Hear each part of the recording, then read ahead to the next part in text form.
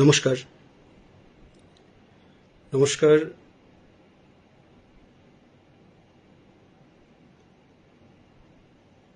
আমি রামকৃষ্ণ কয়াল, পেশায় একজন কলকাতা পুলিশ কর্মী।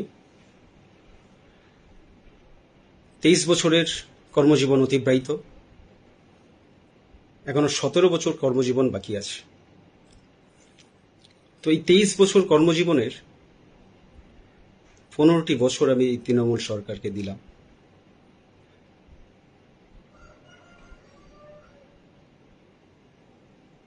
এই 15 বছরে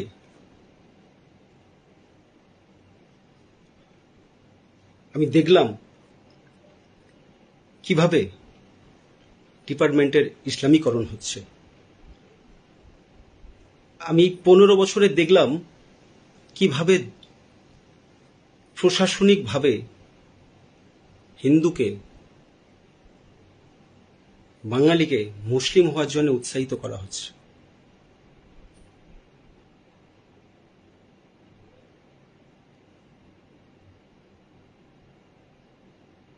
আসন্ন এই বিধানসভা নির্বাচনে প্রথম ফেজের নির্বাচন হয়ে গেছে। সেকেন্ড ফেজের নির্বাচনে এই দক্ষিণবঙ্গের সমস্ত বাঙালির কাছে আমার আবেদন, আপনাদের ভাষায় তথাকথিত চটিচাটা দলদাস একজন পুলিশের আবেদন, আপনারা এমনভাবে ভোট করুন, ভোট দিন, যাতে সরকারের পরিবর্তন হয়। হ্যাঁ, আমি একজন দলদাস চটিচাটা পুলিশ এই কথাটা বলছি, কারণ আমি দেখেছি কি দ্রুততার সাথে এই ডিপার্টমেন্টকে ইসলামীকরণ করা হচ্ছে, কিভাবে প্রশাসনিকভাবে বাঙালিকে মুসলমান হওয়ার জন্য উৎসাহিত করা হচ্ছে। এই ভোটে, এই সেকেন্ড ফেজের ভোটে দক্ষিণবঙ্গের মানুষ, সমস্ত বাঙালি যদি হিন্দু মনে করেন, সবাই মিলে টিএমসির এই সরকার পরিবর্তন করতে, অর্থাৎ টিএমসির বিপরীতে ভোট দিন। টিএমসি জিতে যাওয়ার অর্থ হচ্ছে মুসলমানের জিতে যাওয়া, হ্যাঁ, জেহাদি শক্তি জিতে যাওয়া। আর মুসলমান জিতে যাওয়ার অর্থ হচ্ছে আমাদের মঠ মন্দির ধ্বংস হওয়া, আমাদের দেবদেবীর মূর্তি ধ্বংস হওয়া।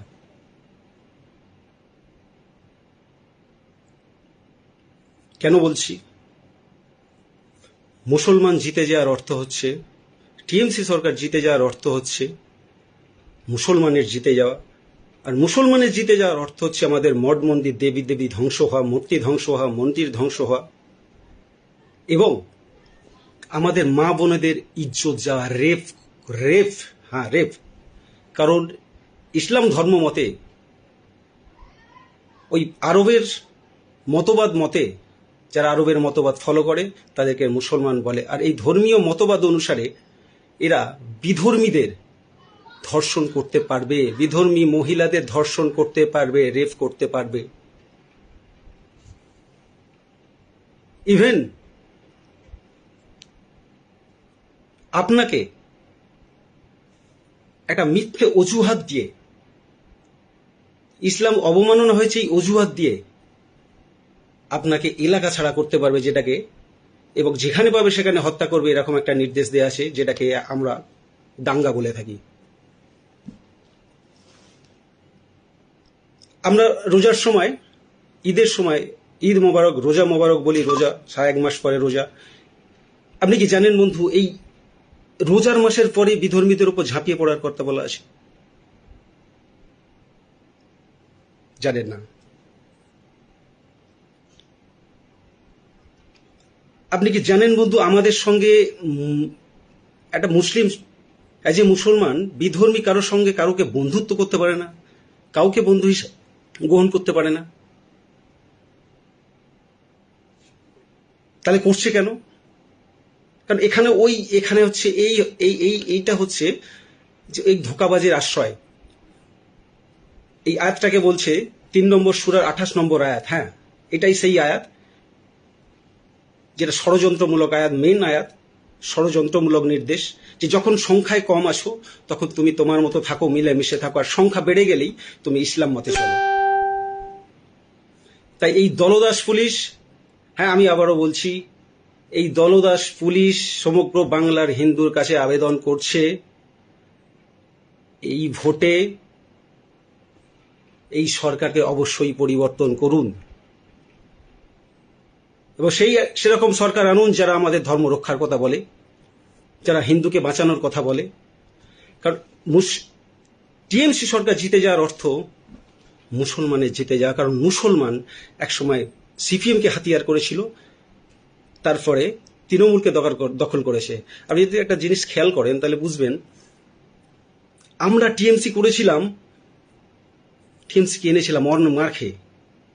সেই মারটা মুসলমান অত্যাচার করত সিপিএম এর ঝান্ডা ধরে, সিপিএম এর ঝান্ডা ধরে সিপিএম এর হয়ে মারপিটটা করতো মুসলমানই। আমরা হিন্দুরা অনেক মার খেয়ে, অনেক অত্যাচার সহ্য করে আমরা মমতা দিকে এনেছিলাম। কিন্তু দেখুন কিভাবে সবাই আবার এই শাসকের আন্ডারে চলে এলো। This is the policy. এই পলিসি বুঝতে হলে আপনাকে ধর্মগ্রন্থ কোরআন পড়তে হবে। এরা শাসকের ছায়ায়, ছত্র ছায়ায় থাকবে আর এদিকে জনসংখ্যা বাড়াবে, এবং যখন জনসংখ্যা বাড়াবে তখন আর কোনো রাজনীতির এরা তোয়াক্কা করবে না। আমি আবারও বলছি, মুসলমান জিতে যাওয়ার অর্থ, টিএমসি সরকার জিতে যাওয়ার অর্থ মুসলমান জিতে যাওয়া, আর মুসলমান জিতে যাওয়ার অর্থ হচ্ছে আপনার মা বোন ধর্ষিত হবে। ধর্মগ্রন্থ কোরআনে পরিষ্কার নির্দেশ দেওয়া আছে, বিধর্মী মানুষ খুন হবে, এবং আপনাকে এলাকা ছাড়া করা হবে দাঙ্গা করে, আপনার জ্বালিয়ে পুড়িয়ে ঘর জ্বালিয়ে দাঙ্গা করে ভাগিয়ে দেওয়া হবে। পরিষ্কার দাঙ্গা করার কথা লেখা আছে। এটা হলো সেই বই, আরবীয় মতবাদ সম্মিলিত বই, যাকে ধর্মগ্রন্থ কোরআন বলা হয়। আমার কাছে, আমার বাড়িতে, আমার সংগ্রহে 3খানা কোরআন আছে বন্ধু, 3খানা। আমি যখন প্রথমবার কোরআন পড়ি আমি রাতে ঘুমোতে পারিনি। আমরা কাদের সঙ্গে মিশছি, মানে আমরা একে ভাই বন্ধু বলছি। কুসুম আমাদের যে ছোটবেলায় খাওয়ানো হয়েছে, একই বিনতে দুটো কুসুম ভাই করছি। আমি যে জাহাঙ্গীর, শাহজাহান, আনিসুরের সঙ্গে একসঙ্গে ক্লাস 5 থেকে পড়লাম, একই ঠোঙায় মুড়ি খেলাম, অথচ তারা সেই সময় আমাদের সরস্বতী পূজায় অংশগ্রহণ করলো। অথচ ও ধর্মের নামে 10টা বাচ্চা নিল, আমি আপনি 1টা 2টো বাচ্চা নিলাম। আপনি যতগুলো দাঙ্গা হয়েছে সিএএ নিয়ে, নূপুর শর্মা কেসে, আরো বিভিন্ন কেসে, এ ধুলিয়ান বলুন, ধুলোগড় বলুন, দেগঙ্গা বলুন, কালিয়াচক বলুন, নামখানা বলুন, যেখানে যত দাঙ্গা হয়েছে, যদি ভিডিও ফুটেজ থাকে আপনার কাছে খেয়াল করুন, যে কত ছোট ছোট বাচ্চা, মুসলিম বাচ্চা, 8, 9, 10 বছর, 12 বছরের বাচ্চা দাঙ্গা করছে। আচ্ছা একবার ভেবে দেখেন তো, আপনার ওই সোনামণিটা, যেটা বাবু সোনা বা সোনা মানা করে মানুষ করছেন, এদের মোকাবিলা আমরা সন্তান করতে পারবে কি? যদি মনে হয় যে হ্যাঁ আমার সন্তান এদের লড়াইটা লড়ে নিতে পারবে, নিজের লড়াইটা লড়ে নিতে পারবে, কারণ ইসলাম ছাড়বে না আপনাকে, ইসলাম ছাড়বে না আপনাকে। এখানে পরিষ্কার নির্দেশ দেওয়া আছে জিহাদ করার। জিহাদ কতক্ষণ করবে? যতক্ষণ না সারা বিশ্বে ইসলাম স্থাপন হচ্ছে। এবার জিহাদ কি?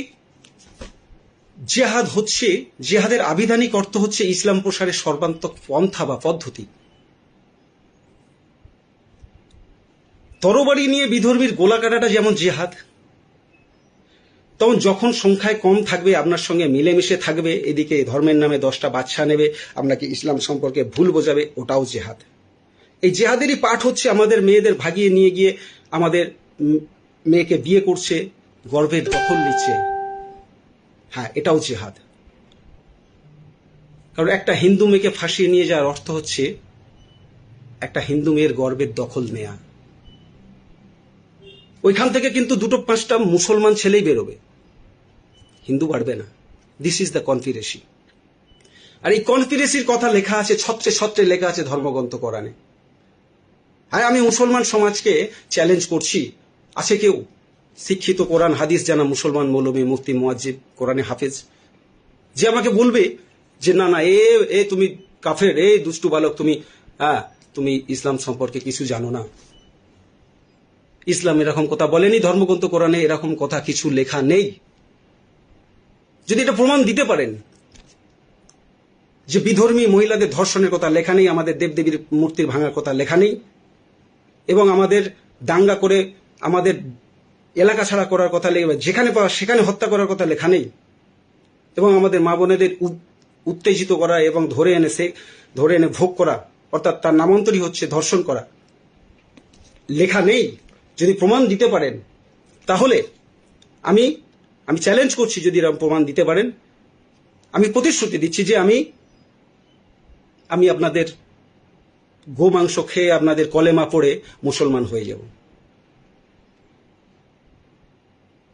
এবং শুধু তাই নয়, আমার ফ্যামিলিকে উদ্বুদ্ধ করবো, আমি বোঝাবো হ্যাঁ ইসলাম শান্তির ধর্ম, এই মতবাদ অনেক সুন্দর মতবাদ।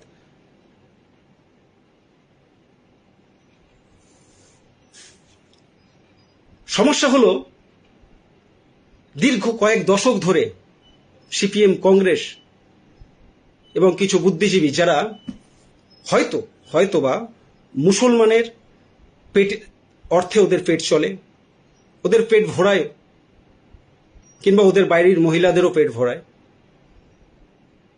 এমন ভাবে আমাদের সেকুলারিজমের নেশায় আসক্ত করে রেখেছে যে আমরা এর বাইরে বেরোতে পারছি না। সমস্যা হলো আমরা বাঙালিরা এত অত্যাচারিত হওয়ার পরও, বাংলাদেশ থেকে আসার পরও, পাকিস্তান থেকে আসার পরও, এতগুলো ভারত এইভাবে বিভক্ত হওয়ার পর এত দাঙ্গার সম্মুখীন হয়েও আমরা সেকুলারিজমের নেশায় বিভক্ত আছি। কেন না আমাদের সেকুলারিজম খাওয়ানো হয়েছে। সমস্যা হলো শিক্ষিত বাঙালি যারা নিজেকে সেকুলার মনে করে, বোদ্ধা মনে করে, বুদ্ধিজীবী মনে করে, অতি শিক্ষিত, অতি উচ্চ শিক্ষিত মনে করে, এরা সেলি, কিটস, বায়রন, শেক্সপিয়ার সব গানে ঢুকিয়ে নিয়েছে, শুধু ধর্মগ্রন্থ কোরআনের জ্ঞান ছাড়া। তাই এরা প্রতি পদে পদে ভুল করে এবং আমাদেরও বিভ্রান্ত করে, এবং সমস্ত নিজেরা বিভ্রান্ত হয় এবং আমাদেরকেও বিভ্রান্ত করে। হ্যাঁ, হয়তো এর জন্য দাঙ্গা হতে পারে, করবে, কারণ ওদের সাহস নেই থানায় গিয়ে এফআইআরটা করবে আমার নামে, যে হ্যাঁ আমি ইসলাম সম্পর্কে ভুল বলেছি, মিথ্যা কথা বলেছি, ইসলাম অবমাননা করেছি।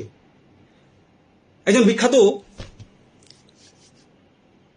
এই ব্যাপারে উকিল আছেন, কদিন আগে একটা পোস্ট করেছিল, আমি ওনাকে চ্যালেঞ্জ করছি। গরুখোর বলা যাবে না, বলছেন যে আমি একবারই খেয়েছি প্রতিবাদ স্বরূপ। তো সেই গোমাংস ভক্ষণকারী ব্রাহ্মণ পদবী নামধারী,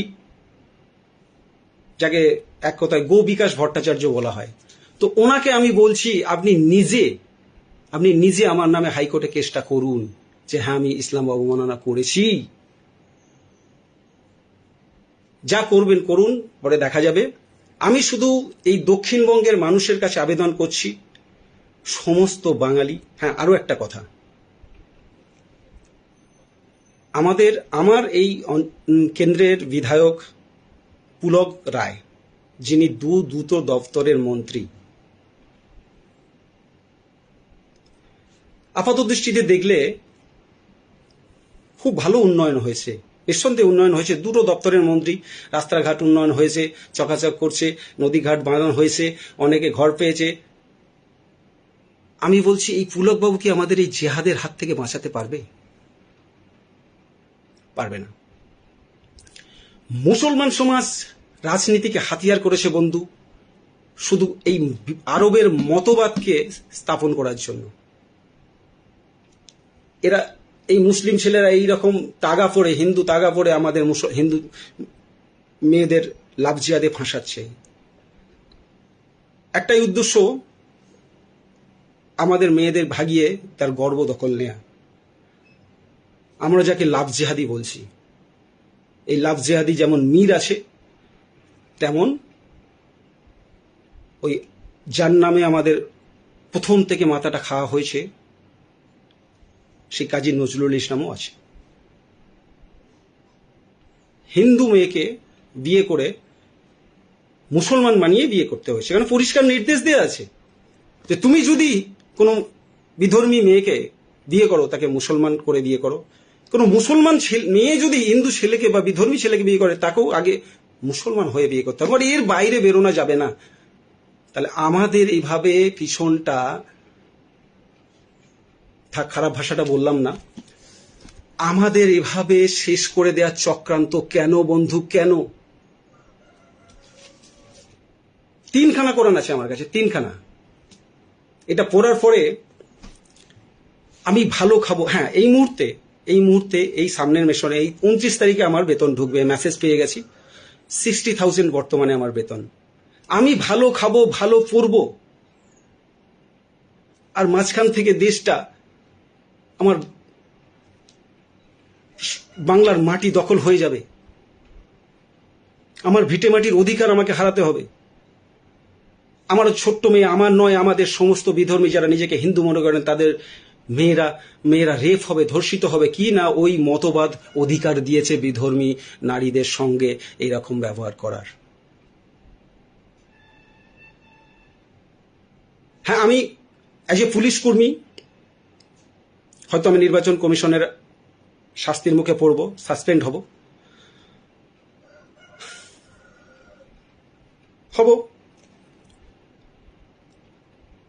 কিন্তু আমি নির্বাচন কমিশনের কাছে একটা আবেদনও করছি এইভাবে, এখান থেকে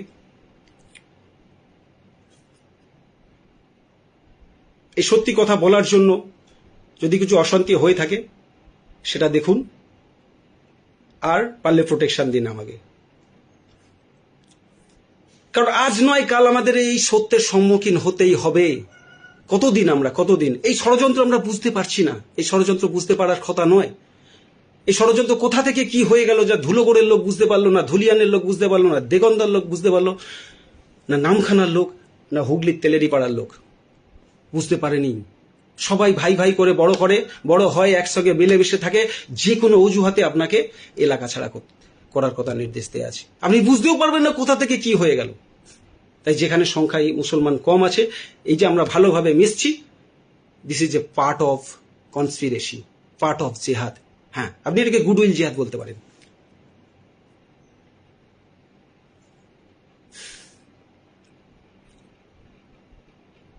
মানে আমি যেদিন পড়লাম, আমি আজ থেকে 2016 থেকে, মানে 10 বছর কোরআনের চর্চা করছি, 10 বছর আমাদের কিভাবে একটা বাঙালি জাতি, একটা শিক্ষিত জাতি, শুধু একটা সেকুলারিজম, একটা মিথ্যা নেশার মধ্যে একটা আচ্ছন্ন করে রেখে দেওয়া হয়েছে। সম্প্রীতি, কাদের সঙ্গে সম্প্রীতি বলুন তো, যে আমার গোলা কেটে হত্যা করবে বলছে বিধর্মীদের? আছে কেউ কোরআন হাফেজ জানা মুসলমান, মুফতি মসজিদ কোরআনে হাফেজ, যে আমাকে বলবে না এই তুমি কোরআন সম্পর্কে মিথ্যা কথা বলছো? আমি চাই সারা বাংলায় আমার নামে এফআইআর হোক, সমস্ত থানায়। আমি কোরআন হাতে করে নিয়ে কোর্টে উঠব। আমি জজ সাহেবদের বলবো, শুধু জজ সাহেব নয়, আমি সমস্ত পুলিশ কর্মীদের বলবো, আপনি কনস্টেবল হতে পারেন, এসআই, সার্জেন্ট, যে কোনো র্যাঙ্কে হতে পারেন আপনি। আমি সমস্ত ডাক্তারদের বলবো, উকিলদের বলবো, ইঞ্জিনিয়ারদের বলবো, আপনাদের প্রত্যেকটা দপ্তরে, প্রত্যেক পদে আপনি মুসলিম বন্ধু পাবেন, মুসলিম সহকর্মী বন্ধু পাবেন। তাকে বলুন, জিজ্ঞাসা করুন যে ভাই, ও কি যেটা বলছে, রামকৃষ্ণ যেটা বলছে, এটি ঠিক বলছে? ও বলবে না না এইসব কিছু নেই, না এরকম নয়। ওকে বলুন যে তোর ধর্মগ্রন্থ বাংলায় আছে, ধর্মগ্রন্থ কোরআন, সেটা নিয়ে আয়, আমি পড়ে জানতে চাই, দেখতে চাই। সারা বিশ্বে আজকে যে টেরর অ্যাটাক হচ্ছে, টেররিস্ট কার্যকলাপ হচ্ছে, তার সমস্ত উৎস এই মহান গ্রন্থ। আরে ভাবুন তো, শরীরে বোম বেঁধে একজন বিধর্মীর মাঝখানে গিয়ে নিজেকে উড়িয়ে দিচ্ছে। কি সেই তথ্য? কি এটাকে জেহাদি তত্ত্ব বলে। কারণ এদের ছোটবেলা থেকে মাথায় ঢুকে দিয়েছে এই জীবন নয়, আসল জীবন হচ্ছে বেহেশতে, স্বর্গে, যেখানে গিয়ে জান্নাত, যেখানে গিয়ে তুমি 72টা হুর পাবে। এখানে মদ খাওয়া হারাম, ওখানে ওই জান্নাতবাসী জিহাদিদের জন্য কি আছে জানেন? 72টা হুট তো শুধু আসেই, সেই সাথে সাথে মদের নদী আছে, সুমিষ্ট পানির নদী আছে এবং সুমিষ্ট মধুর নদী আছে, অথচ সেখানে মদ খাওয়া হারাম। আমি এই দলদাস পুলিশ, তথাকথিত চটিদাস পুলিশ, কলকাতা পুলিশ, 23 বছরের সার্ভিস জীবন অতিক্রান্ত, এখনো 17 বছর বাকি, বর্তমানে আমার বেতন 60,000। আমি সমগ্র বাংলার হিন্দুর কাছে আবেদন করছি, এই ভোট আপনার জন্য শেষ ভোট। হয়তো আর 5 থেকে 10 বছর কি হবে জানেন? এদের যে পরিমাণ ছোট ছোট বাচ্চা আছে, আগামী 5 থেকে 10 বছরের মধ্যে সবাই ভোটাধিকার পেয়ে যাবে। এরা গণতান্ত্রিক পদ্ধতিতে বাংলাদেশ দখল করে নেবে এবং এই জিহাদ করতে গিয়ে আপনার সঙ্গে যে কি হবে, কি করবে, সেটা আপনি কল্পনা করতে পারেন না। পারলে একটু ধুলোগড় ধুলিয়ান যদি মনে হয়।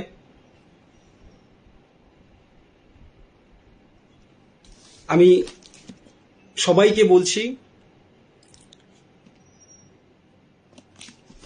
একটা জিনিস ভাবুন তো, হিন্দুদের মধ্যে আপাত দৃষ্টিতে কোনো শত্রুতা আছে? যেটুকু শত্রুতা আছে সেটাও রাজনৈতিক কারণে। আমার বাড়ির সঙ্গে কারো বাড়ি লেগে আছে, বা ভাইয়ে ভাইয়ে গন্ডগোল, বা প্রতিবেশী গন্ডগোল, একটু জায়গা জমি নিয়ে, সম্পত্তি নিয়ে গন্ডগোল আছে, হ্যাঁ ও তৃণমূল করে, তাহলে তো আমি বিজেপি করবই বা সিপিএম করবই, সে টিএমসি যত ভালোই কাজ করুক। এই হচ্ছে আমাদের শত্রুতা। হ্যাঁ, রাজনীতি আমাদের শত্রু। এই রাজনীতির কারণে আমরা খুনোখুনি করছি, মারপিট করছি, কিন্তু আমাদের এরা শত্রু নয়। আসল শত্রু যারা আমাকে ধর্মীয়ভাবে শত্রু ঘোষণা করেছে, ইসলাম আমাকে ধর্মীয়ভাবে সমস্ত বিধর্মীদের শত্রু ঘোষণা করেছে, শত্রুতা স্বীকার করুন। এর জন্য আমার উপর অ্যাটাক হতে পারে, কিন্তু আমি আমার বাচ্চা মেয়েটার কথা ভেবে, সারা বাংলার সমস্ত মায়েদের কথা ভেবে, মানুষের কথা ভেবে, মাটির কথা ভেবে আমি এই ফেসবুকটা করতে, আমি এই লাইভটা করতে বাধ্য হলাম। সবাই সব বলছে, কিন্তু আসল বক্তব্যটা এড়িয়ে যাচ্ছে। আর হ্যাঁ, আমি আবারও বলছি, বিকাশ রঞ্জন ভট্টাচার্য বাবু, আপনি এই কেসটা করুন যে আমি ইসলাম অবমাননা করেছি, ধর্ম অবমাননা করেছি, আমি ধর্মগ্রন্থ কোরআন নিয়ে হাতে নিয়ে উঠে যাব।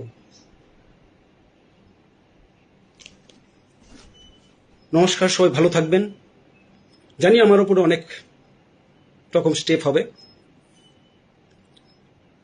আমি শুধু এটুকু বলবো, আমাদের সঙ্গে ছলচাতুরি হয়েছে, ধোঁকাবাজি হয়েছে, ষড়যন্ত্র হয়েছে বিগত কয়েক বছর ধরে, সম্প্রীতির নামে, সেকুলারের নামে। আর দয়া করে এটা করবেন না। বাঙালিকে বাঁচতে দিন, হিন্দুকে বাঁচতে দিন, হিন্দুকে হিন্দু হয়ে বাঁচতে দিন। আর যদি বাঁচতে চান, পরিবর্তনটা অবশ্যই করুন। জয় হিন্দ, বন্দে মাতরম, ভারত মাতার জয় হোক।